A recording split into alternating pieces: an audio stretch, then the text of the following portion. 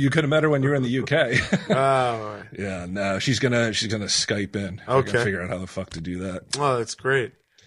But so you guys went to a So we went show? to go see Charlie and the Chocolate Factory, That's a which Broadway show. Or, it's whatever over called. there. It is, yeah. And Is it based on that movie? it's based on the book. There's only one song from the movie, and that's the Pure Imagination. Not the Oompa Loompa. No, and it's directed by Sam Mendes, who Oh, really? did American Beauty. American Beauty, yeah. And he did some James Bond movies. He's married to what's her name? Right? The British actress. Hold on. She was an extra. She's funny. She has a good sense of humor. Right. It's The fucking. Titanic girl. Oh, he's married to her? Yeah, right. Oh, Kate shit. Winslet.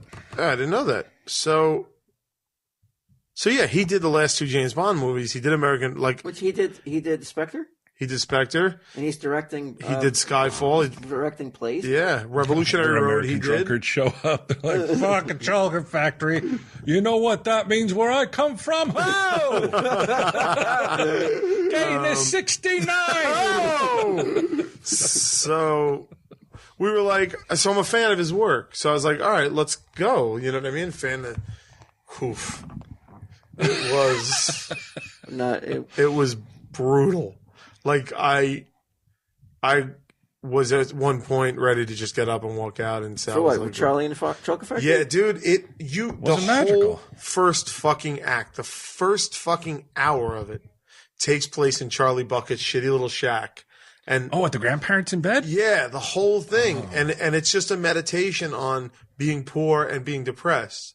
So it's like, I could do that at home. yeah, it's like, I'm not fucking paying for this. And the theater's packed with Did kids. you pay for it, or did you get a comp ticket? No, we paid for them. Oh, okay. But the theater was packed with kids. It was a Saturday matinee show. And I'm looking around and like not one kid gives a fuck on what's going on the stage because the whole set is colored black. And everybody's poor, and the mother's got a solo about how poor they are. The father's got a solo about how they never see each other. Charlie Bucket's got a solo about how he'll never get a golden ticket because they're too poor. The grandparents are failures. Like, it's the most depressing fucking shit Well, it's I've the ever stuff seen. you didn't see in the film, though. Maybe Yeah. that's the little backstory that makes it even more. You're rooting for Charlie even more. It drives it home. Oh my god! I mean, there were cool bits like how they found the people with the golden tickets. A giant TV set came up and they acted out Augusta Gloop getting it on the TV. There was clever bits to it, but then the second act, finally, Willy Wonka enters the scene in the second fucking act, and for some reason, the only colors they used in his factory are grays and blacks. It's like So it's not colorful and it's magical. further like the- depressing. Right. It's further depressing. And, like, nobody gives a shit. Like, none of the actors gave a shit. I didn't give a shit. The audience didn't give it. Sal's getting fucking all worked up and depressed because he just spent his money on this shit. It was like, and then we went and did our two shows. So the only free time I had, and I deserve it, I'm the one who bought tickets to see Charlie and the Chocolate Factory in London. I deserve what I get. Is that a London story? It feels like it's a London story. Like I don't originally. know. I It think has so, a very yeah. Dickensian feel to it, right? Yeah. Like, you know. I wouldn't be surprised if that was a British author who wrote that, right? Would you? I wouldn't be surprised. It's, Well, it's Raul, isn't it? Who is it? I forget. I'll look it up. Was while Mike we're TV talking. in it? He was in it. Did he make an appearance? He was in it, and the actor who paid him got switched halfway through the play. So some shit went down backstage. Oh, so in the middle. They're like, this is too fucking depressing. Yeah. A different actor, Yeah. just had to step in out of nowhere. Yeah. And played Wow, I like wonder he's how of often age. that happens. That's got to be a rarity. Well, they're little stage kids, so you know they're annoying little fucking little bastards, all of them. So God knows what went on. Like we were looking. Author is Roald Dahl. Yeah, Roald Dahl. Oh, wasn't he the guy? He was like, he had like this crazy fucking life before this. I think so. He was like an airman, like a dude, like a fighter pilot, World War II. He had all this like crazy fucking shit happen. It was brutal. So Are you a fan of the Willy Wonka? the Gene franchise? Wilder one, yeah, it was Yeah, you great. liked it? That's what I was hoping for. That was weird and like dark. You know, Yeah, what it I was mean? like an acid trip, right? yeah, like I'm down for that. I never liked that movie. But I will say this: the ants are in full fucking like the audience every fourth shirt was a Tell 'em Steve Dave cool. and or a Four Color Demon shirt. It was the outpouring of ant love. There was fucking like nothing I've ever seen. I have a total 180 to yours, but just as like what you're saying. I went to an IJ show. They wouldn't stop cursing. It was depressing. I went to the Devils game the other night, and for the first time in Tell 'em Steve Dave history, the game is letting out, and everybody's like trying. Everybody's going in opposite directions to find their exit where they got to go out. And someone walking towards me, I see Tell 'em Steve Dave and jersey. The first time I'm out in the real world, and I see somebody that has a Tell 'em Steve Dave piece of clothing. Yeah, you got excited. It's never right? happened. And the Devils got shellacked that game. It was a fucking horrible game. And it made not only my night, but it made my weekend. As I walked by, I had my hoodie up. And I just walked by and I pointed to the jersey and I go, hey, man, that's a cool jersey. And I just kept walking. And I don't know if the guy even knew it was me. So you could have made his fucking weekend.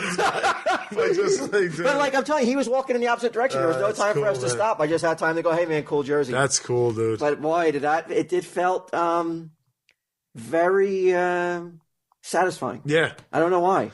Yeah, I'm with you, man. I what happened to me when Joe and I were walking to Manchester to grab a bite to eat, a guy, I wish I remembered his name, he was such a nice guy, came up to us in a Four Color Demon, and I was wearing every night on stage, the London shows, I wore my Tell 'em Steve Dave shirt, and in Manchester I wore the Four Color Demons. And it was great, dude. It was cool. Yeah, it was. I mean, so you've even at that point though, you know that there's a congregation are going to come in to see your live shows, so it's a good bet. But have you ever been out in the real world? Like, let's just say you're just out at a Walmart. Yeah, it happened in Vegas, in a casino in Vegas about a month ago. Okay, so yeah, guy was just it's happened to me 2 or 3 times. Yeah, that's the first time it's ever happened where I was just out and it was happened in an airport. Yeah, it's cool though. Yeah, very cool. Yeah, that's why. That's like I always will like try and like fucking latch on to them and like talk to them a little bit. I didn't try to latch on, but no, it's okay. No, they don't want you to. I don't want you to. But yeah, I missed doing this show. It's good to be back. Yeah. I'll miss next week now. Oh, you're missing next week too? Well, I leave town tomorrow. I'm gone for 10 days. So unless you might miss 2 weeks. If we do 2 episodes, no. I'll be back in time. Okay. All right. Yeah, I'll be back in time. Well, let's try to do 2. We could do. What was that? Remember, Let's Play 2? Remember? That was an old saying, baseball saying. Let's play 2. It's a good day for 2. Doubleheader. Yeah. I never heard that saying. Yeah, I'm probably saying it wrong, as usual. But. I'm down, because I tell you. I probably don't get the sports reference as usual. No, we're talking, it's a 40s reference. Baseball was America's pastime. Yeah. It's not anymore. When did it stop? Probably in the 60s when football just exploded. Football, right? The NFL just took over.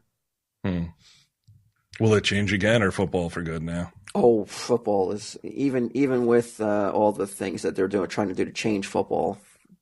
Some would say for the better. I still think its hold on America will never be broken. Maybe Turkish wrestling, Q. I don't know if you listened to last week's episode, but no, I did not. But Walt came in with something that none of us were aware of.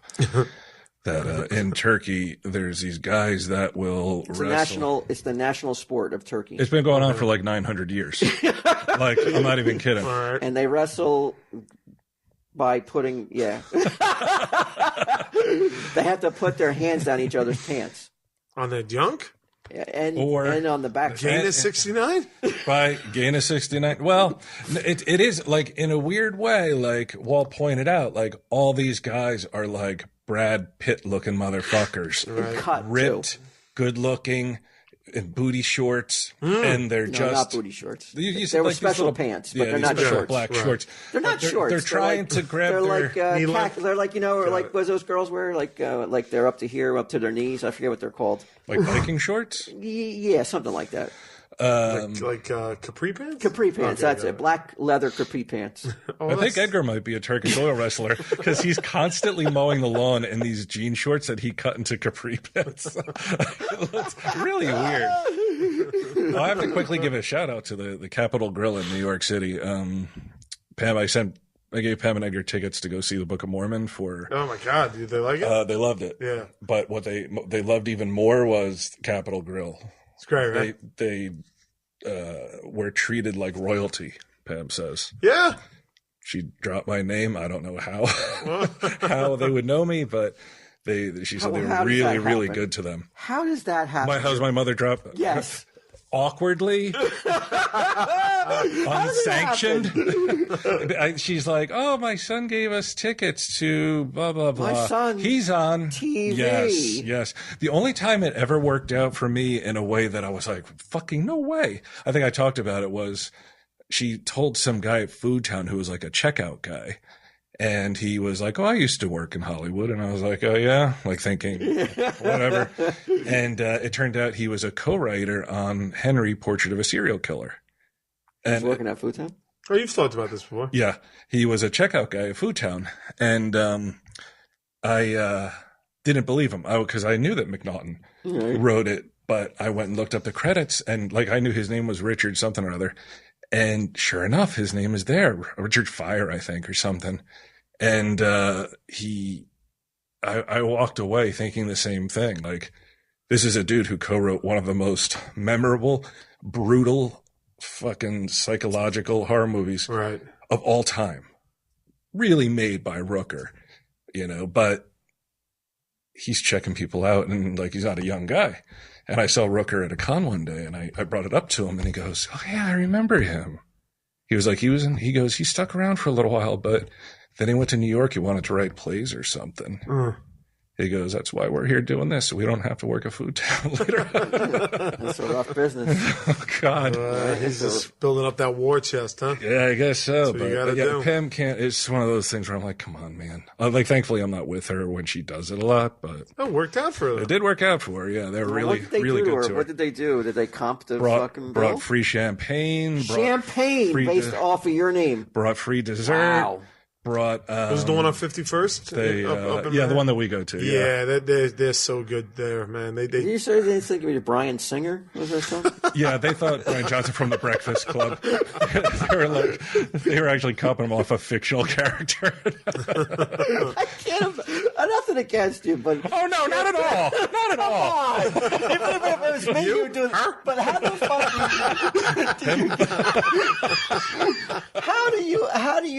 How does a restaurant, a business, how are they okay with being like, we'll give them free champagne?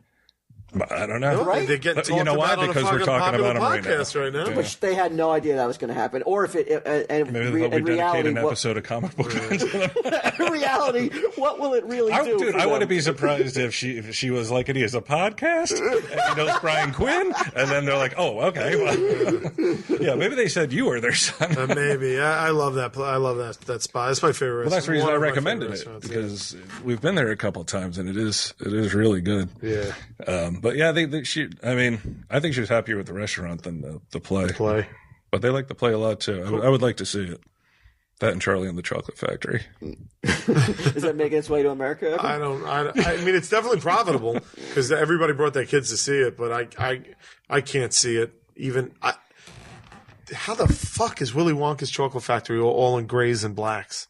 Like, maybe it's for does the candy come out? Well, they have one scene that's set in that room with the green grass. That's all where you can eat everything, the chocolate waterfall. But it's so dimly lit that it might as well be fucking black. And then the rest of the factory, the room where Veruca gets, hits the squirrels that are eating the nuts, all black. The room where she turns into a violet, she turns into a big fucking all fucking black. Like it's weird, man. It was really weird. It's strange that they wouldn't go to color once you reach Wonka's factory. It should be like an explosion of the rest of their life is like that. It's just monotone. There's no color to it. There's no life to it. And then when they finally get to the factory, then that shit. And they have this clever effect where they're running in place, but they're projecting them running through the factory. Right. But they use like just a warehouse. They're just in a warehouse. It's brick wall with metal struts. There's nothing to it. It was just very bizarre, man. There's like so many weird choices. So there you go. London.